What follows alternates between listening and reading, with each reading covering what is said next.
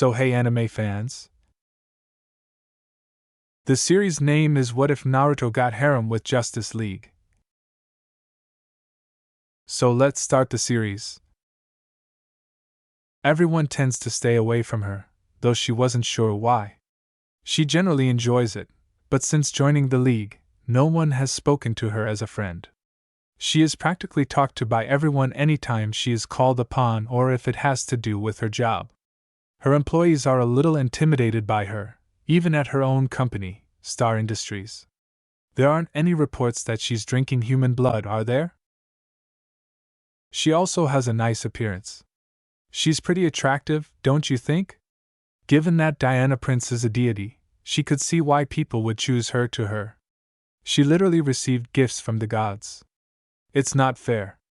In addition, the guys she encountered, particularly Barry Allen, are unable to look into her eyes. Even if she's accustomed to it, she finds it unsettling that he could be so. She shouldn't consider this. It will simply make her more agitated. She nodded at Superman, the most recognizable superhero in the world, and said, "Power Girl." As usual, the Kryptonian would inquire about the well-being of anyone. Is there something wrong? Something she had never been able to adjust to since coming to this planet. "I'm not the kind of person who opens up," she murmured. She has been somewhat isolated for all this time, despite being well-liked both in and out of her costume. Not hanging out with the other heroes, not attending her coworkers' parties, and never truly having a neighbor. "I am fine, Superman. Just a little tired from work yesterday." No, she's not. However, she was unable to express to Superman her frustration at everyone's fear of her. Superman said, "If you need to talk to someone, just give me a call, okay?" Perhaps all Kryptonian men, aside from General Zod, are like him. No, he is the way he is because he grew up with the Kents. She went to her quarters after mouthing the word, "Thanks." The Watchtower's numerous rooms are one feature she cherished. Each senior member who has participated in the League for a minimum of a year or two is assigned a room of their own. Even those new recruits were given bunkers, of course, but they had to share them with someone. She reached for her phone. She thought, "Thank you, Wayne Tech, for developing the fastest Wi-Fi in the world." "Are you awake?" She absolutely needed to talk to him, so she texted him. She also found it unbelievable that someone she met online would be her go-to person for all of her issues.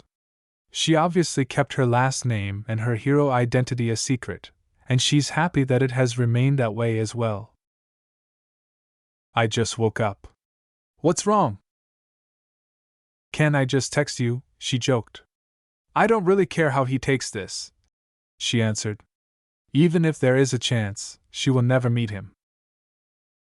Even though she didn't want anyone else to know, they had moved past that website when her phone started ringing. It was him. They know each other's phone numbers. She stated that her name is Karen, but she never explained why he had added her to his contact list. She is furious because she replied, "I said text, not call." When he calls or she is compelled to call him, she never enjoys it. Every time she hears his voice, she is always shocked for some reason. Because she doesn't even recognize his face, she prefers texting him because it's much more convenient than listening to his voice. "Put the phone down!" she shouted. "Oh." He laughed, but she sensed that she had demoralized him. "Oh, okay," was another depressing laugh, and she winced when she heard it. "I'll text." "Wait dash." Before he could hear her, the line cut off. God, why did she have to act rudely toward him? He is the only one who has ever listened to her, made her laugh, and lifted her spirits when she is feeling low. Perhaps she didn't want to hear his voice for the same reason. The anxiety over his response after she revealed her identity. No, that's not nearly as bad as that. She was aware that men desired her, but not because she was Karen Starr. The second reason is that she is wealthy, as seen by the manner they examined her physique. But what if he is just like them? No, it's preferable to let her imagine a different version of him. 5 months. She pondered. She finds his jokes funny despite the fact that they are cheesy and unoriginal. She could hear his voice and his goofy jokes in her head even when she was texting him.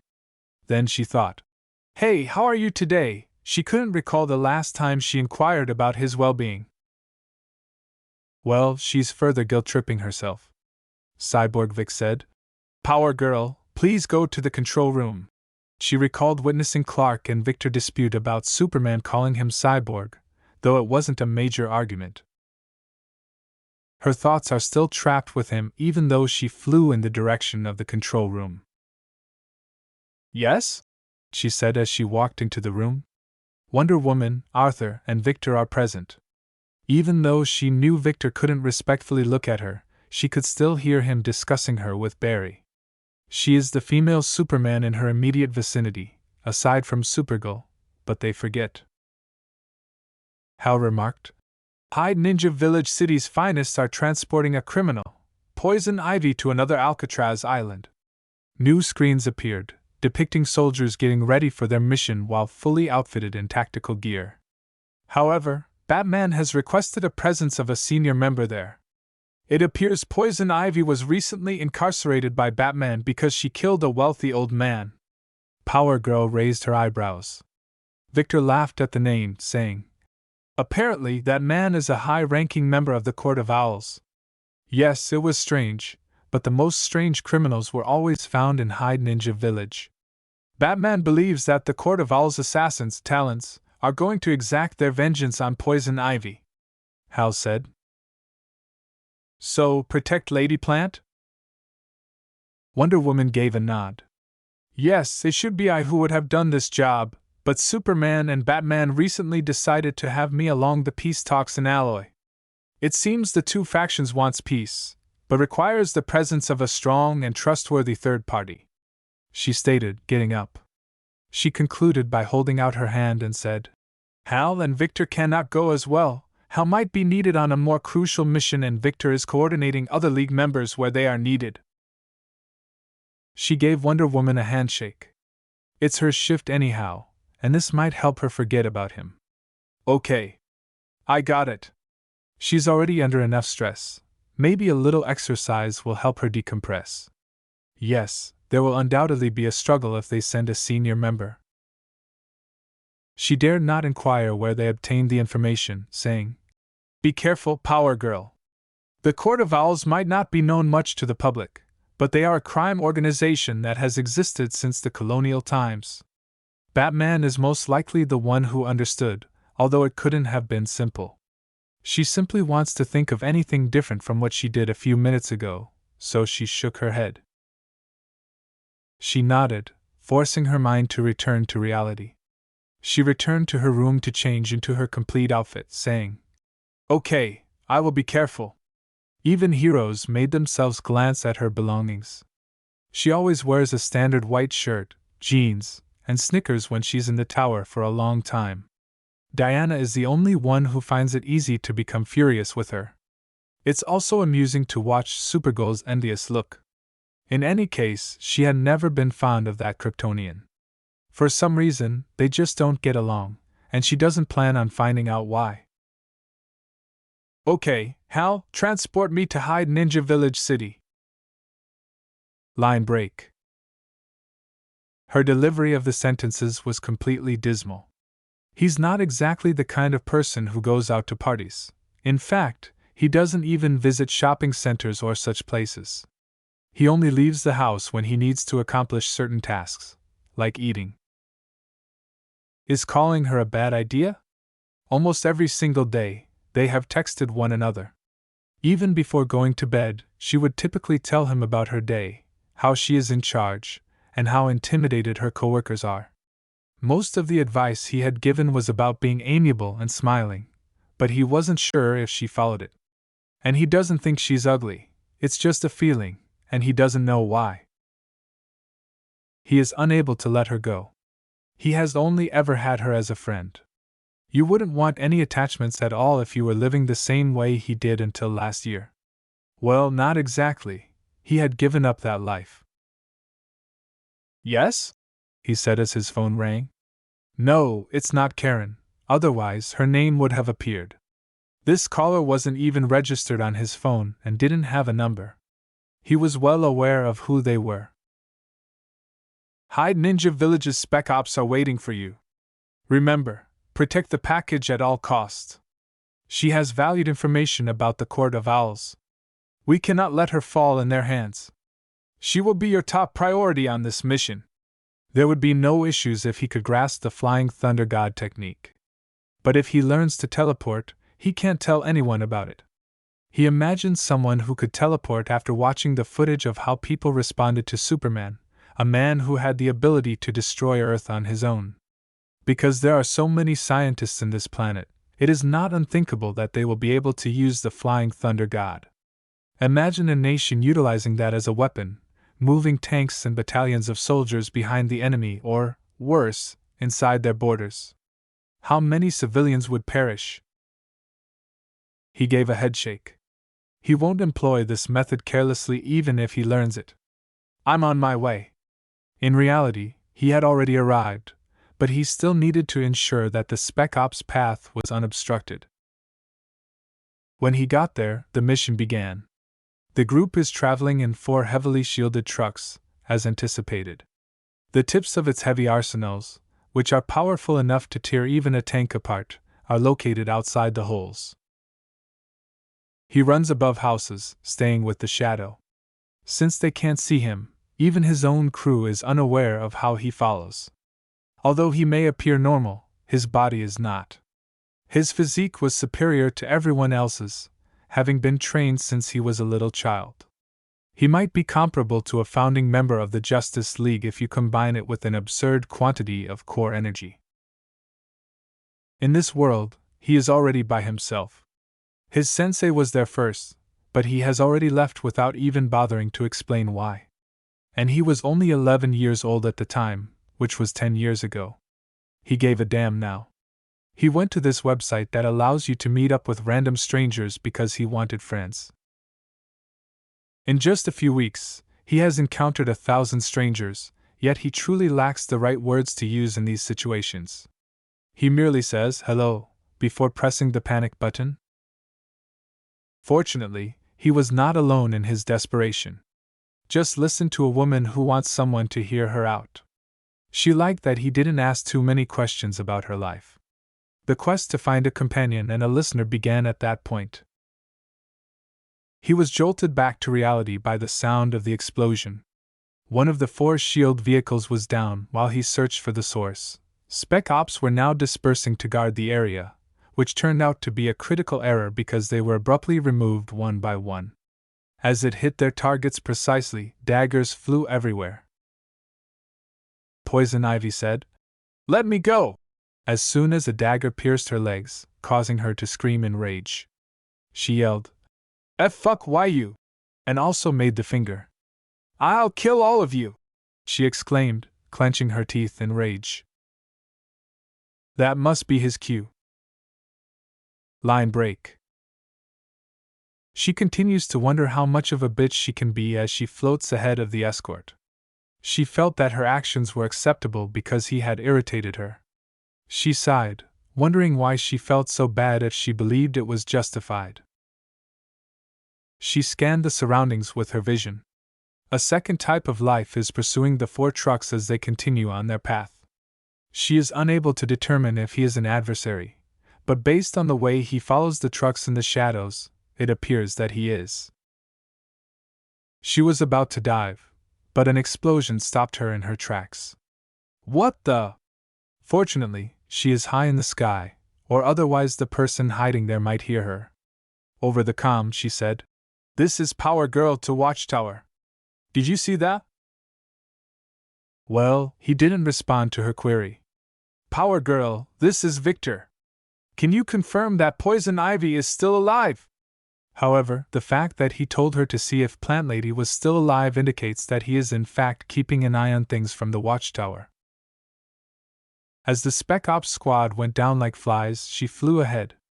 Everyone was instantly slaughtered by the assassins while some dragged Ivy from the truck. The man in the shadows was evidently plotting something because she could see him moving. Karen was killed when one of the assassins ran his dagger through the plant lady's legs.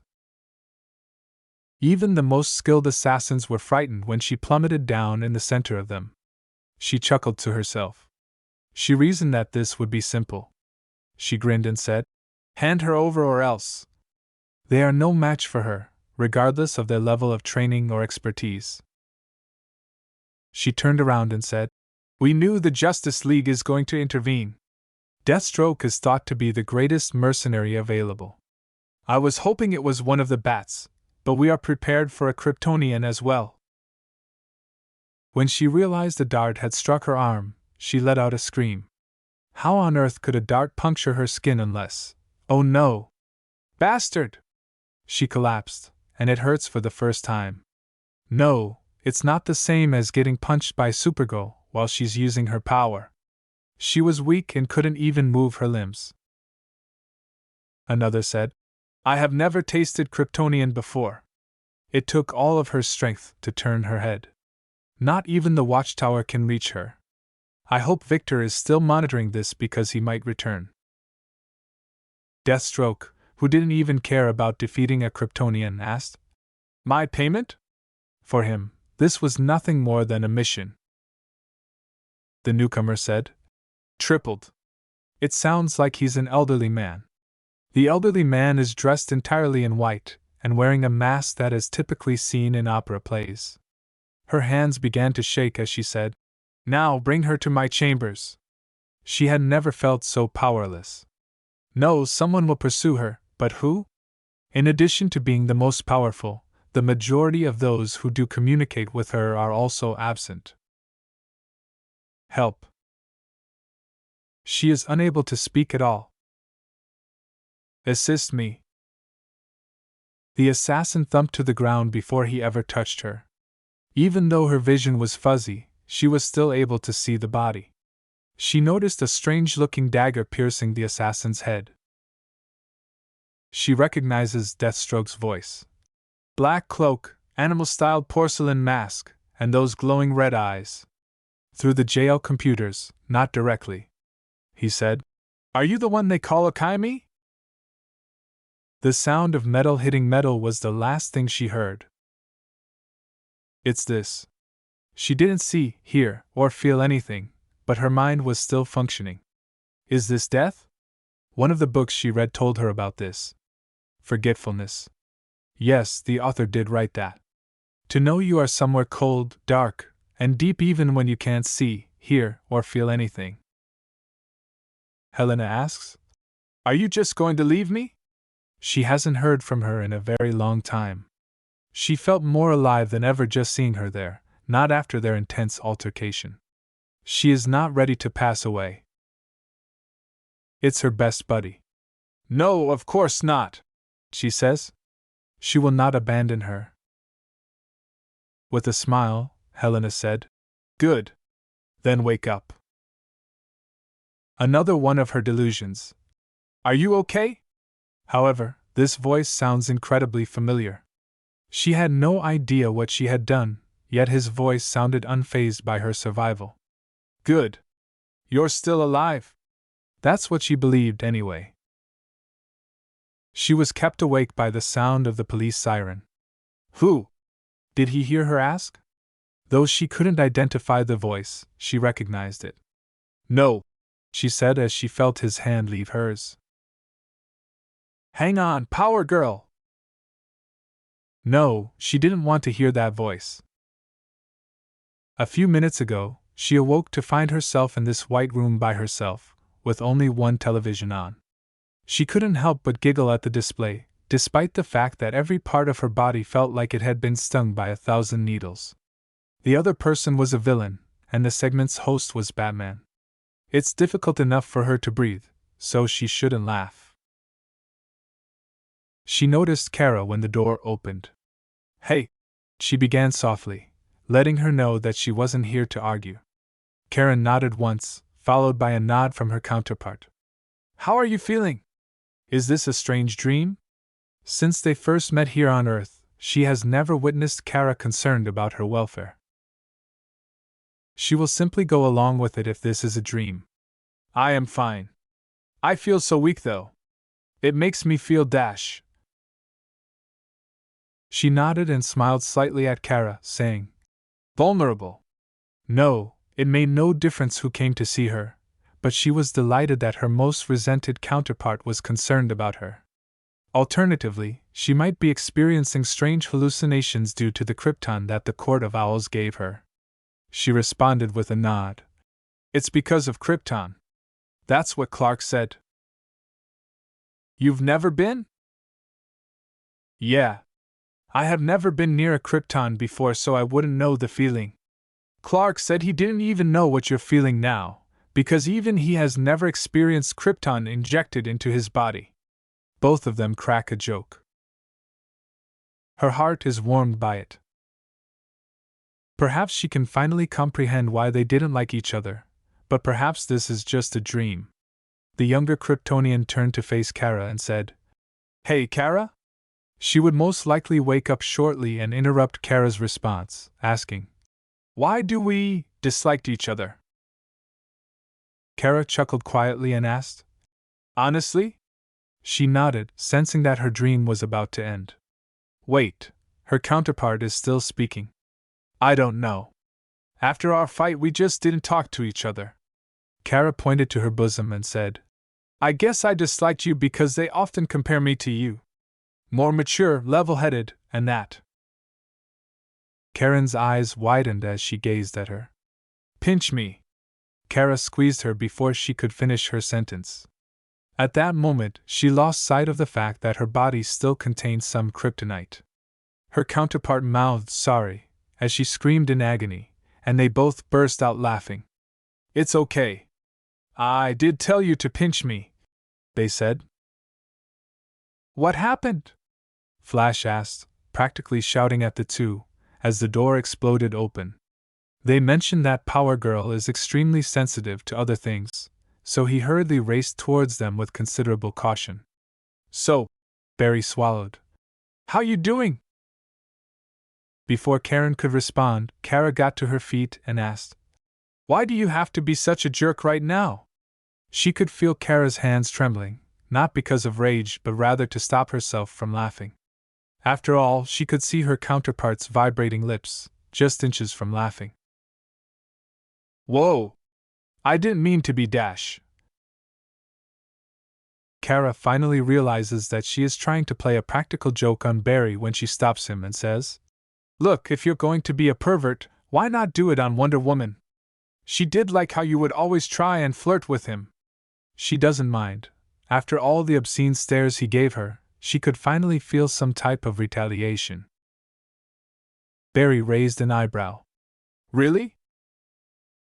Barry's cheeks was somewhat flushed as Kara cleared her throat and said, Well, between you and me, she had always found it cute. It was about the same hue as his suit. Well, Diana secretly told me that she'd love if someone slapped her bottom. Barry gasped. Karen is now the one attempting to contain her laughter. She muttered, Well, you know us girls. We like to get a little wicked. Karen was unaware that her counterpart was skilled in the art of seduction, as she obviously had no knowledge of it. Barry said, Oh yeah, thanks, and was gone in an instant, his skin as crimson as his costume. Karen said, Naughty? As they burst out laughing. Can you dash? Her phone started buzzing, and Kara handed it to her right away. She said, Thanks. What's wrong with her? Although she is always composed and quiet, even the slightest encounter with Kara is difficult for her. Nothing to say. What? Inquired Kara. She gave herself a mental smack and said with a sorrowful smile, It's nothing.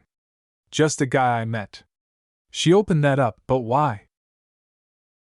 Oh. Do tell. Line break. Batman explained, Once Power Girl has enough strength, we will call her to our meeting. We need her to be there. Diana had been very guarded about Power Girl getting back on her feet at this point. With a sigh, the Dark Knight stated, We are not going to push her. I just want some questions answered. Every time Diana placed both of her hands on her hips, he didn't enjoy it. Fine. Just 5 minutes. Batman wondered if Wonder Woman had ever given a damn about Power Girl. Perhaps it's because, since Darkseid's alien invasion 5 years ago, Power Girl is the first to have ever been dangerously close to death. She snarled. And keep Barry away from me! Barry managed to piss another girl, which astonished me. After all of the League members had assembled, they began discussing the Court of Owls. Can't they sense the true danger here? Batman had to suppress his groan. Since Supergirl is the last to see Karen, they are all waiting for Power Girl and Supergirl to show up. Her mind drifted through Star Industries' owner, Karen Starr. Nobody would question her beauty. However, they fear her. They were aware that she was raised on Earth, unlike Supergirl, and that she is still rather young. Karen's situation was similar to Superman's, but the tension increased because 2 grown adults from Krypton were now sharing a planet. Karen has not yet demonstrated that he is a champion of this world, whereas Superman has. Power Girl is now the target of all unresolved issues with Superman or Supergirl. It's awful. Not only does Power Girl possess the same power as Clark, but should the need arise, can either Clark or Kara actually carry out the necessary action? When there are just 3 of his type remaining, is he killing another one? No, Clark will support his family, and as Batman, he will be helpless against the 3 Kryptonians. Although he doesn't work well as a team, he sincerely hopes that Clark, Karen, and Kara will eventually locate the person he has been searching for a very long time. However, as long as there remain adversaries, the Dark Knight is incapable of falling in love. Superman and his type, on the other hand, are the most deadly if they lose their ability to protect their loved ones. 2 females walked in. Kara is pushing Karen in a wheelchair. There's a problem. No matter what they did, these 2 never got along. His eyes narrowed slightly. Bruce felt a slight headache as they conversed as though they had been friends for a very long time. Did someone say, "Never mind"? Batman cleared his throat to draw everyone's attention as the 2 sat together. He noticed the Flash flinching behind Superman, who is just as ignorant as Bruce, and asked, "Barry, what's wrong?" He stammered when he spoke. "Did I miss the tea on? And then in no-hing." He looks at Kara and Karen, who are laughing so much that it answers his query. In addition to Diana's angry gaze at the Flash, he was aware of what the 2 females had done. Arthur pushed the man with the lightning bolt emblem on his breast to his feet and exclaimed, "Barry, my friend, what is wrong? You have always shown confidence at times like this." Bruce sighed. Arthur's arrogance and assurance were misguided. Diana replied, "Yeah. Barry. Show me that confidence." Her voice was so poisonous that it would kill you if she touched you even once. Furthermore, it may soon cease to be figurative. Show it. I'll cut it off. Barry choked on whatever it was after attempting to throw it down his mouth. Everyone laughed, with the exception of Clark, who still doesn't understand why everyone is smiling, and Diana, whose gaze never left Barry. Batman sighed and gave Clark a perplexed expression as he continued, "Why not go to the infirmary and have your face checked out? Barry is in perfect health. I can see that bruise you're hiding under that mask." At this moment, Karen is doing everything in her power to avoid giggling as Kara is rolling about on the ground. Karen tried to mutter, "Oh, okay. Stop, it's hard to breathe." But all she did was laugh harder with Kara. As seriously. Moments ago, everyone's enthusiasm subsided. Batman took a deep breath to begin this meeting and the potential danger they would encounter. "You might already know why I've gathered each and every one of you." They gave a wink. Barry held up his hand, refusing to go to the infirmary. Batman motioned for Flash to say something. Batman sighed deeply, saying, "Yeah, it's because of the Court of Owls who attack Power Girl, right? He doesn't have time for this." Diana said, "It's because of the Krypton the Court of Owls possesses." Bruce shook his head once more.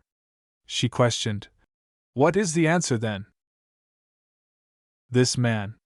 A figure wearing a hooded cloak emerged from the rear screen. He saw the seriousness in Karen's eyes.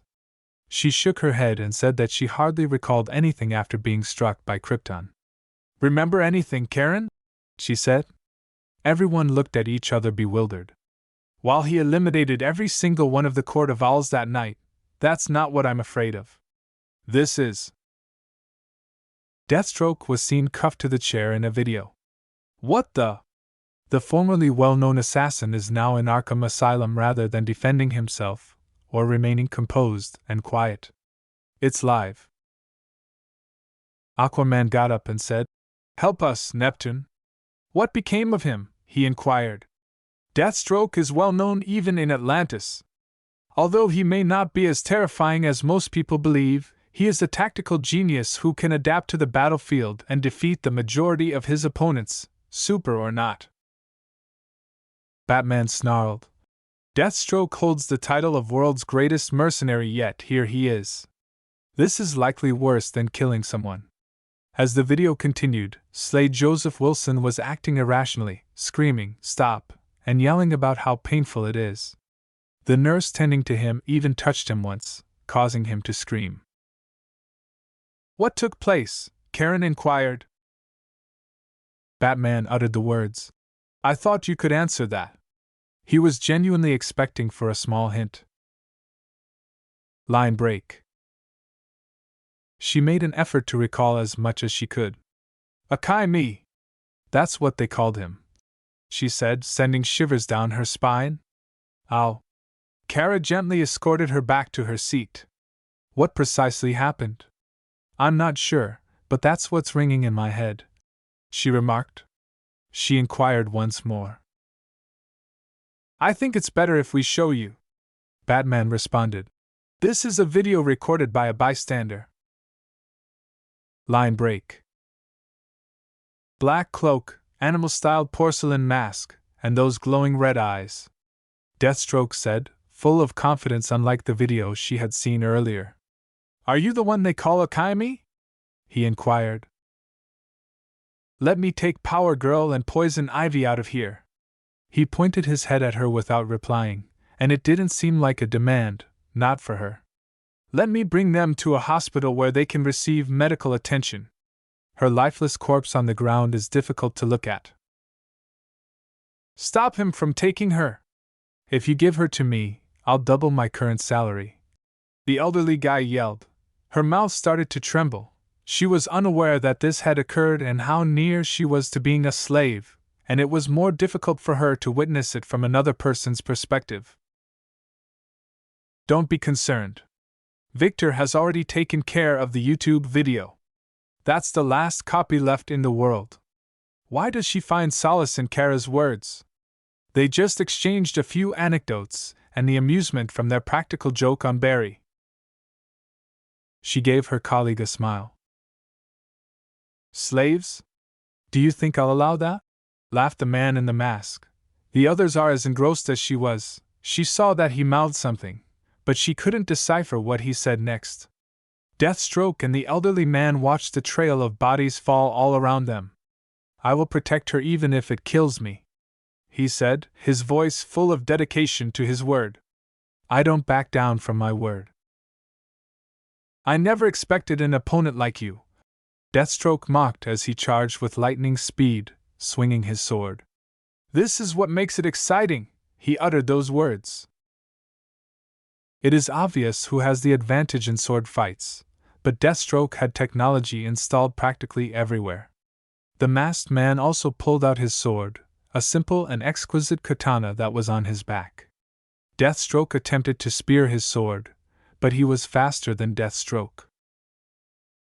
As the duel went on, both men displayed incredible dexterity and skill, seemingly vying for the greatest swordplay in the world, but it's obvious that the masked figure had the advantage in case Deathstroke ran out of technology. She looked around the room and saw contempt in everyone's eyes, especially Clark's, as the camera moved from the two fighters to the elderly guy whose hands were going to touch parts that no man had ever touched. Deathstroke laughed, and pierced the masked man with his sword as he looked at the elderly man. And oh, she let out an involuntary scream. Oh no! Slade was forced to his knees as the once masked man's body transformed into pure lightning. Slade's cry of agony diverted the attention of the elderly man who has not yet been identified. What the? Thurston Moody, the elderly guy who was begging for assistance, forced his head toward the ground as one hand grabbed him by the hair and the other took off his mask. Slade is shocked, the Talons are all dead, and no one else is available to assist him. No! While the Kenai slowly cuts his neck in half. Thurston Moody was left scrambling for his life as the masked man shouted, "Ask for forgiveness while you're still alive." He attempted to yell, but all that came out was a gurgling sound and his own blood. She doesn't know what else she is feeling at the moment, but she is certain that she is grateful. Barry, Hal, and Victor have already had enough, and the three of them are on the verge of throwing up whatever they had for lunch. "Nice trick," Slade remarked. "Now that is something I truly did not expect. What are you going to do now?" he said as he approached Slade, who was finally able to move a few limbs. Slade was on his knees, exhausted, and his arms were twitching from the strong windy night. "Her body is lying on the ground," and he pointed to her calmly and said, "You sold her." "All right. Simple money." His remark made her feel a twinge of rage. Understanding his enemy's lifestyle, the masked figure bowed and continued, "Then I'm sorry for what I'm about to do." Slade just chuckled and said, "I'm not afraid of death, kid." "No. I won't kill you because of this." Slade then just falls to the ground still, while the man with the mask ran over to her and moved her head until it rested on his legs. "Are you okay?" His hands softly caressed her face. She could see her head twitch a bit. "Good. You're still alive," he said, letting go of the tension that had been building.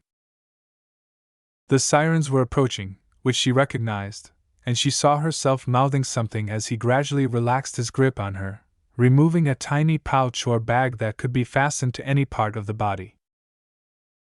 After examining her face with a cocked head, he said, "Take care." He placed his pouch beneath her head, which served as a pillow because the ground was rough. Wasn't that a dream? That final scene in the film was undoubtedly a dream, albeit a brief one. She grinned, confirming that the delightful sensation was real. What was that? Grinning at her counterpart, she shook her head. It's merely an excuse. He just sounds like someone I know. Hold on. Is it? The last 3 days have been busy for the Justice League. Victor is their best ally when it comes to computer stuff, and she acknowledges that even Star Industries needs someone like him. She is already a billionaire, but she is far from Bruce Wayne, so that's a benefit. She is also an orphan herself, so she knows how difficult it is to be one, but at least she has superpowers to help herself, unlike those less fortunate kids. There's nothing about this guy, moaned Victor. She occasionally shows up every few hours, but Batman and Superman were always by Victor's side, he cried, drawing attention from others nearby. Clark stroked his chin and said, Victor, nothing at all. She was once again astounded by Wayne's technological prowess and the fact that he is so wealthy, he asked, observing every window that appears on that big screen. Victor's arm was attached to the computer like a power cord, and he had been attempting to locate the man who had saved him. She could see that he was a threat or something to them, but not to her, and she respected and admired him, but Batman was able to convince everyone that he was a problem, or could be. The Clark she knew back home was a little different from the one here, but she saw firsthand how different these two dimensions were. Both of them were courteous and gentle to many things, but the Clark back home was already 40 plus. How about the contracts for mercenaries? That's been the most tiring thing they've done, at least that's what Kara said. She is still in bed rest from all that kryptonite injected into her body. The infection is declining, but the rate is so sluggish. There has got to be something, right? She sensed Batman's anxiety due to the darkness. It is annoying not to find just a single clue about this man. She laughed, and Batman glared at her. I kind of understood where Batman is right now. He's always in the dark, looking for advantage and all sorts of information. Well, it's more frustrating since he's been given the title of world's greatest detective. Karen thought. No, that's not possible. Did he just read her mind? Everyone in the League is assisting in the hunt for this enigmatic man, but they still have to fulfill their obligations to the world, which is even more exhausting. To top it all off, that jerk hasn't even texted her since she became enraged with him. Yes, that was a bitchy move, but not calling or texting? Wait, did she think she wanted him to call her? Yeah, no. Well, she does want to hear his voice, which has been bothering her since that man saved her. She messaged him, saying, Hey, I'm really sorry about what happened these last few days. I never meant to yell at you. I just had a bad day is all. There are many reasons why he wouldn't respond, but she only feared one. You're not still mad at me, are you? The words she used were different, but they all had the same meaning. Someone knocked on her door, but it was surely not Kara, who is on duty tonight and patrolling her city, so who could be there at 1 in the morning? Come in, she said, looking at her clock. Diana. Karen, how are you doing? She asked, though that question has been answered for 100th time. Everyone in the League, even though they are small, have visited her. And they all ask the same question each time they visit. She's fed up hearing and answering that same question. Diana smiled. No, you're okay now. Please, just a bit more sleep to be sure. Well, that was a first, she said, nodding. Why are you here, Wonder Woman? I don't mean to be impolite. Even though it's 1 in the morning, she said she always welcomes the company. Even though it's a sudden change of pace, she preferred talking to someone to spending hours in front of the TV. The shows on TV right now are terrible, but at least one network is showing one of her favorite films. Sitting in the chair next to Karen, she chuckled lightly and said, I'm just checking how you're doing. She looked at her phone. She hadn't messaged him in 30 minutes. Something clicked, but the name that was registered on his phone wasn't his. Who in their right mind would name their son Nine Beast? She shook her head, thinking it must be alien, or perhaps he had just given her a name at random. Line break. Diana, how are you doing in this world? They've heard stories, but she was never permitted to enter man's world at the time. They said her men were like poison, destroying everything in their path, but that wasn't true. She's surprised, and she doesn't ask many questions about how she's doing on Earth. She has trained in the arts of war for years, but she never really knew what the outside world looked like. She took a deep breath and said, I still have a lot to learn on this world. She was naive when she first came here 5 years ago, and everything else was both exciting and dangerous. She had been mostly interested in her friend Steve Trevor, who was a soldier at the time and now works to ensure that the Congress can still trust the Justice League. She hates it when she sees him exhausted from his work, but he always says it has to be done. Especially about love. She had been fascinated by Steve a few years ago, primarily because he was the first man she had ever met. When he confessed his feelings for her, she was unsure of what to do. Eventually, she told him the truth. She has no feelings for him, only friendship. Diana could see that Karen missed her home, but unlike her, she could go back to Themyscira whenever she wanted. Love, huh? Karen replied, her voice trembling slightly. What about you, Diana? Have you met someone to be with? Karen inquired, a question she had not anticipated. She said honestly, I don't know. Certainly, she is still a woman at heart, but she releases all of her pent-up stress through meditation and sparring, which naturally includes her curious womanhood. I liked a few men, But none of them are someone who I want to be with. She did find Steve attractive, including the guy from the movie Mission Impossible, the model she saw in her magazine, and even a teammate. I read books about romance, and it makes us see how exciting it could be, but it's a double-edged sword. Karen nodded. They both recognized the realities of love. Karen choked for a moment before saying, I've had my shares of love back home. Diana nodded and pressed Power Girl for more details. She's curious, but she can't ask any of the men on their team, and asking Steve would undoubtedly worsen their current friendship.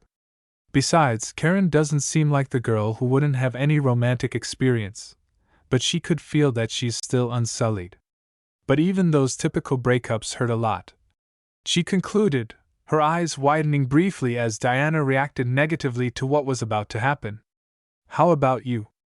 Like me, you've been here for a long time. Are you attracted to any particular man? A man who makes your heart skip a beat? Yes, she simply needed to elaborate. Clearing her throat, she said, I can't lie, but I just wouldn't because that would go against what she and her lasso stand for. There is someone, and it's very recent. Karen smiled broadly, and she couldn't help but return the smile, since she's never found sharing something as private as this enjoyable. However, in the past, the league was dominated by men. All right. Will you not tell me? She could see the excitement in Karen's eyes. No, Karen wasn't the only one excited about it, just spilling her own secret to a teammate felt so thrilling. Is it Clark? The media alone conjectures about her and Superman's relationship, but she could only feel respect for him, so she wouldn't blame Karen for believing that. Do you recall my statement that I read a lot of books? She nodded. Of course she will, that was just a few minutes ago. No offense, but I don't like Kal-El. Karen tilted her head. Again, every woman out there would do almost anything just to be carried into the sky by Superman. Yes, Clark is attractive, smart, kind, caring, compassionate, and so many more, but for Diana he was way too perfect. He shines too much, she added. It's like a cliched movie where she is the princess she literally is and Clark is her knight in shining armor who would defeat the evil wizard or dragon and save her from her prison tower. Karen chuckled and said, So you like going to the dark side, huh? Is it Batman? Bruce Wayne's physical attractiveness was on par with Clark's. But compared to Clark, Bruce seemed more endearing. She chuckled and said, No. It's not Bruce, Karen. Karen was now genuinely reflecting. However, her friend who is blonde should never date Aquaman. Karen would be mistaken if she believed that the man, who was previously married to Mara, was going to get married to someone else. Can I have a clue? Diana smiled mischievously. This man, whom she has grown to like over the last few days, is mysterious. A complete mystery. Additionally, she gets thrilled whenever she thinks about him. Is she in love with him? No. However, she undoubtedly feels more than just attraction for him.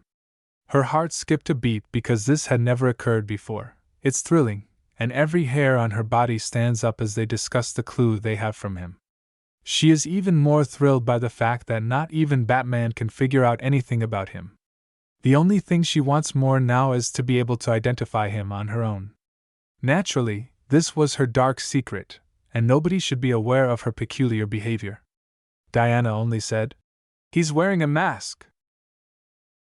Karen grumbled like a child, not realizing that Kryptonian women could behave in such a way. What? That's not a clue. There are so many men in the world that's a hero and wears a mask. That's not a clue, Diana. It's enjoyable. Diana nearly swallowed the sluggish air in her throat and said, Wait a minute. It's okay to tell me if you don't go that way, she said. What? What? All right, things changed in a way she didn't comprehend. What is that way? You know, not liking the opposite, only the same, Karen said with a sly smile, raising and lowering her eyebrows. Oh. No! I don't go that way. Karen said, laughing as her face heated up and she suddenly understood what Karen was saying. In Themyscira we usually wore nothing. I am used to seeing naked bodies, but I am not attracted to my own gender. Whoa! Slow down, princess, you don't have to make it weird, you know. Everyone feels at ease when she discusses Themyscira, she grinned. She had to spend time with her, so she inquired. So, when can you go out? Compared to those well-suited individuals at the embassy or other extravagant events, Karen is more enjoyable to be with. Dr. Leslie will give me one final checkup and I'm good to go. Line break. They are cunning assassins. What if they come back for me? She would have been gone that night if he hadn't looked at her. The antidote to the poison they used is extremely uncommon, yet it was simple for him to locate. For some reason, he believed that Dr. Pamela would not have survived the night if he had returned her to the authorities. The fact that he has actually abducted a criminal will make them furious.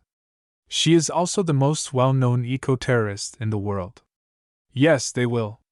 She won't survive long on Alcatraz Island without her plants, even if he sends her there as intended. She is trembling even now, and without her cherished plants, she is just as exposed as a woman strolling through the shadowy alleyways of Hyde Ninja Village. He won't show her his face, but it's a little warm inside this tiny, deserted place. Don't worry. I will protect you, so get some rest. He let go of his hood because there are so many blonde people in the world that she wouldn't be able to tell them apart. Where are you going? He doesn't want to bother her, but he wants some clean, fresh air because it's getting hot outside and he's wearing a full-size cloak that keeps the breeze from touching his skin. Don't leave me. Do not worry. I have sentries all over the place. He was referring to his shadow clones, who are concealed throughout the entire structure. She attempted to follow him as he went to buy some regular clothes for the two of them, saying, I'll be back. He feels terrible for her when he sees a criminal with her kind of reputation go down like way. With tears in her eyes, she nodded and said, I promise you. No harm will come to you while I'm alive, okay? He wondered what she had done to draw in such a dangerous group. After getting outside, he began walking to the closest clothing store, assuming they were still open. Okay, so it's... He could need a supper, and it's not that late. Perhaps some sort of ramen? In any case, whatever he eats will be accepted by his stomach. The thought didn't occur to me until now. I wonder what she eats. What would Pamela be eating? Plants? Does that mean he's a vegetarian or a cannibal? It's confusing, but watching her eat should be entertaining. He nearly forgot that his hair was falling out and that he was still in his full armor. He murmured, Crap! And hastily covered it with his hood. Well, I only have $50 to spend on clothes and food. It would take a long time for him to return home. If Pamela spent a lot of time by herself in that deserted building, she might lose her mind. He disregarded his own rules because he was preoccupied with what Karen had said to him. The business owner exclaimed, What the? When she noticed that her clothing were gone but that money was still hanging from them. He decided to buy 2 rice boxes from the Chinese stall, just like he did in the clothing store, because he could not wait any longer. The wind outside is chilling, so he wanted something hot, like ramen, but he always feels very hot when he's with Ivy. The poison has been eliminated, but the wound is still open, so he still needs to examine it. A female voice exclaimed, Do you think I've forgotten what you did to me? He became immediately terrified. Did someone manage to defeat the doctor's clones while she was up there with him? Regardless of whether you are Batman or not, his clones are formidable combatants that are difficult to defeat. He readied himself, believing that the woman up there might possess some sort of abilities. He had spent a day here, so he was familiar with the location. He prepared for his knockout strike while skulking behind the woman. Unfortunately, the woman managed to turn and kick. He ducked and reached for her critical limbs with a kunai. Yes, the best line of action is to render her immovable. Pulling a retractable baton, the woman lifted the leg she was targeting. The blonde woman grinned and said, "You're not bad." She appeared innocuous, especially given her attire. Her clothing hugged her figure excessively, giving her the appearance of a model. "This is not the time to consider that," he said, shaking his head. "In close quarters fighting, this woman is currently superior to Slade." Both of them disarmed, and they are now using their fists to do it. Line break. "This man is extremely good," she had to admit. She is beginning to struggle with attacking and deflecting, but it appears like the man in front of her is merely testing her. Nevertheless, each movement is not wasted. She said, "You're not bad. Words can also be weapons." She will take full advantage of him if he makes one mistake. She was on the verge of revealing the full color of his electric baton when he disarmed her. TCH. Although she didn't like the direction everything was taking, she will utilize her canary cry if things get out of hand. He continued to assault at the same tempo and screamed, "Leave!" "He's still a youngling, then?" she pondered. His voice was unmistakably that of a man, but a younger one, rather than deep like Superman's or any other superheroes. Yes, she was able to determine their age based on the sound of their voices. She smiled as she began to perspire and said, "I can't. She owes me something.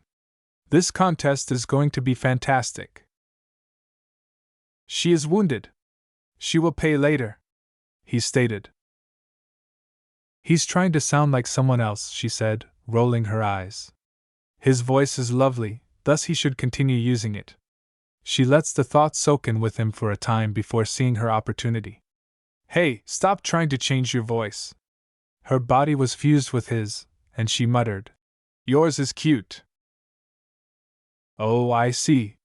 She quickly seized the opportunity he presented, delivering a forceful hit to his abdomen. She gave him a smug grin as he looked up and growled in agony. Yes, this man is unquestionably a sniff. Her body was getting hotter as she gazed about, asking, "What's that smell?" Her skin-tight black attire has led her to perspire so much that her skin is now soaked. She gasped. What on earth is happening? She pondered. Still recovering from the kick she had given him, her gaze was fixed on him. She shouldn't have done it, She unzipped her skin-tight black suit and walked slowly towards him. She attempted to shake her head, saying, "This is wrong, but it feels so right. Poor guy, I want to help him," she thought as he shook his head. He stopped moving and slowly knelt down to his present height. She could see his sapphire-colored eyes, which were similar to hers but deeper, despite the mask he was wearing. Biting her lip in the hopes that he wouldn't jerk, she slowly takes off his mask. She had to catch a peek of his face. She no longer cares, but she didn't know why. He whispered, panting faintly. "Wait." The mask muffles his actual voice a little. "We shouldn't dash." Was unnecessary for her to hear. Warm, just the way she liked it, she slipped her index finger inside his lips. He sucked the blood from her finger while she fiddled with his tongue. She became extra hotter when she took it off since it made a sucking noise. He nodded and carefully turned to face her once more. "But we want to, right?" he asked. God, he's gorgeous, with spiky blonde hair and sky-colored eyes. And he was still unharmed, as evidenced by the naive expression on his face. Excellent. She could teach him a lot of techniques. And the night is young, and he doesn't appear to be the kind to weary fast. Someone with her level of energy doesn't get tired easily. Indeed, he was ideal for her, and she is searching for the word. Perfect. Yes, she is unaware of what is happening, but she is now just concerned with the man in front of her. He murmured, "I haven't done it yet," and her smile just got naughtier and wider. He was seated Indian, and she intends to take advantage of everything. Her lips were inches from his as she put her arms around his neck, her legs around his waist. Her desire for him increased each time his breath touched her bare flesh because she could smell it. She's not sure if it's her or his, but she could feel something burning beneath her. Don't worry. I'll take care of you. She will, without a doubt. She rolled her eyes and said, Sorry, Dinah, I was eating breakfast. She could still hear him drinking, most likely a large gulp that he had purchased at 7 to 11. Why is she having such a poor start to the day? She let out a sigh as the transportation began, and she could finally feel the light surrounding her. She is instantly taken to the lobby, where other heroes unwind in their spare time. Everyone has their shift, but since there isn't constantly danger on Earth, the majority of them spend their free time hanging out here. Since the Justice League is a team, talking to other heroes is actually the best method to gain recognition. Although the seniors don't coerce people into working together, there are some situations where this isn't the case, particularly when it comes to actual life or death situations. She hurried to her own rooms, but she couldn't help but notice that other heroes were staring at her, whether it was out of curiosity or lust. All she wants is a shower. She spotted Diana, Kara, Karen, and Zatanna along the route. The idea that she and the princess got along well still made her laugh. She didn't know much about Earth culture because she was from that island full of ladies, especially when she made fun of someone, notably Zatanna. Z certainly joins in on the fun, but Diana is so serious that she wouldn't laugh or even consider it a joke until you specifically urged her to. For the two of them, at least she enjoys ice cream. Kara, just a few steps from her door, bit her lip and said, Hey, Dinah, want to grab some lunch with us? Hold on, did she mention lunch? It was 2 minutes before 12 when she checked the time. The others gave Kara a curious look as she said, What's wrong? After all, they don't see her like this very often. She mouthed, Shower. But she knew she had already lost the fight when she saw Z grinning. Z's gaze swept over her entire body, like a computer looking for a virus. The other two startled, but Diana just shrugged. So, judging from your outfit, you're naked underneath that cloak, huh? In Themyscira, it's a typical day to be naked, and Princess isn't scared to act strangely around everyone. She still has that developing mindset here, even if she has learned to follow the majority of Earth cultures by now. Who did you do last night? Given that most of the men in the league are either jerks or taken, Dinah and Zatanna seldom ever had anyone to sleep with.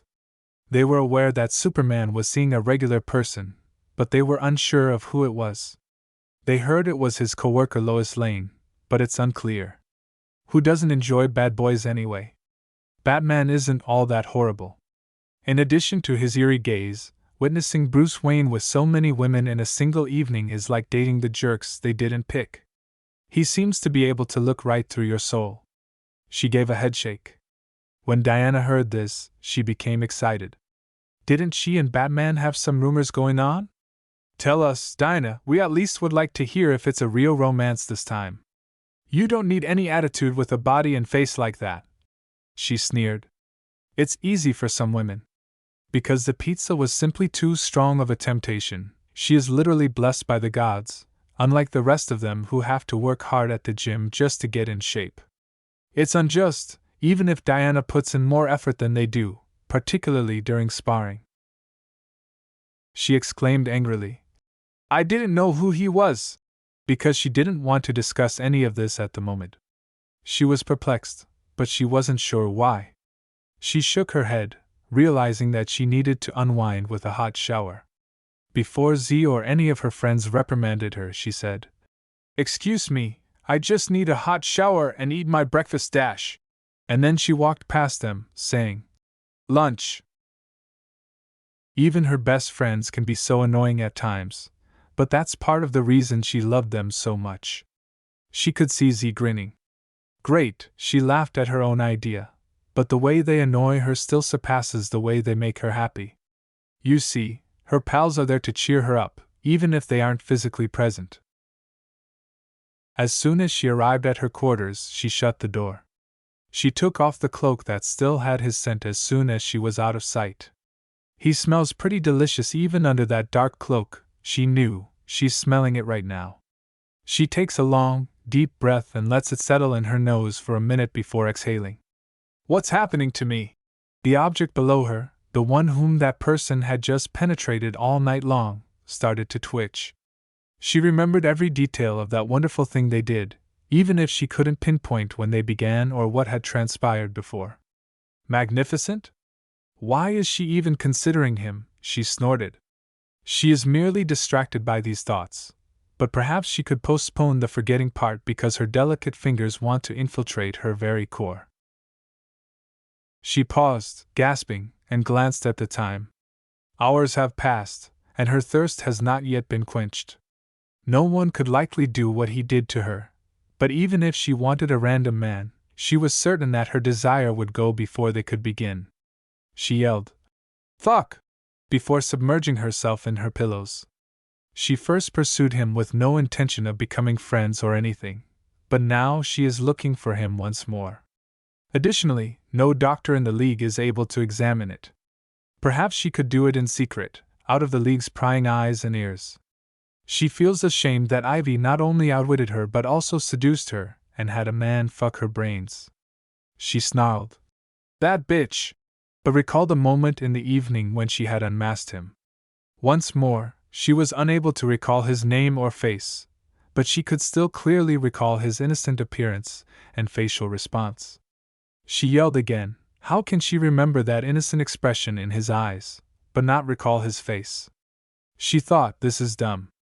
Maybe he should be the one upset at her. She's the one who snatched his purity after all, maybe. Is he a virgin? She asked herself, then quickly refuted her own question. Because he sure moves like he's more experienced than Catwoman, she said. Good. She's speaking to herself now. She's losing her mind. I mean, I really like the way she says, pressing her fingers farther into her innermost being.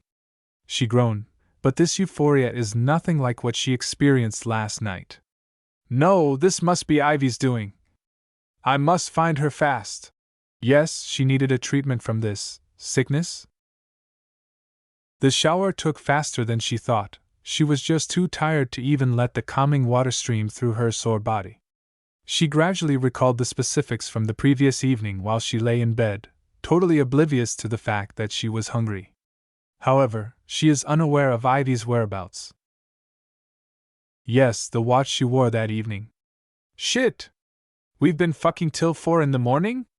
She was so caught up with Ivy being in her city, which she neglected to remove some items she was wearing. She couldn't recall her, Ivy, and that guy sharing a kiss at the same moment, but she had flashbacks of them sharing one man. She mentally slapped herself to stop thinking about this. Was that even possible, or am I really going crazy right now? She asked herself. She needs to rest, pretty bad. Ivy said sensually. Beg, canary, beg! With her fingertips trailing just an inch below her nipple.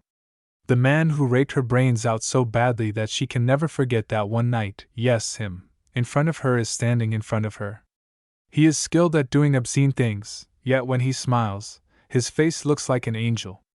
She wants to be eaten, but she also wants to eat him. He's just standing there staring at her like she's meat waiting to be devoured. With her hands moving across every part of her body, poison ivy circled around her. She nodded and asked, Do you wish to taste him so badly? She knew Ivy didn't deserve to see her pleading, but she did it out of self-interest. She approached the man and began sucking his earlobe, saying, I know you. She nodded and said, A fine specimen, is he not? But she wanted him all to herself, and didn't want Ivy's green hands on him. Unfortunately, he is now my slave.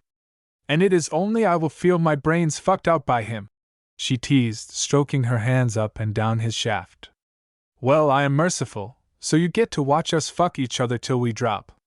She wanted to scream, but nothing came of her mouth. She wanted to move, but her plants are there to confine her. She didn't want to stare, but she couldn't cover her own eyes for some reason. No, she preferred to see the face of someone experiencing that emotion. Bitch Ivy put him down and swallowed him completely, making noises that were enough to moisten her womb. Biting her lip, she kept watching her touch him, marking every inch. It should be her, not some plant freak, who marks him. She started riding him while laughing. She was provoking her and torturing her, but she wasn't going to fall for it. Ivy's eyes met hers as she kept humping him. Ivy stopped in her tracks and scowled. The man nodded and said, "Well, looks like someone is no longer entertained, huh? I guess we're done here, slave. Let's leave Miss Canary alone, shall we?" He repeated his nod. They vanished in an instant, leaving her alone in her own shadowy mental chamber. "No!" she exclaimed, gasping for oxygen while perspiring profusely. She was brought back to reality by a concerned voice saying, "Hey, Dinah, are you all right?" Unaware that she had undressed everything, she hurriedly put on her clothes. 3 women were standing there as she opened the door. Karen was the same as Diana, even though she was prepared to smash her door, and Carol was on the verge of pounding it.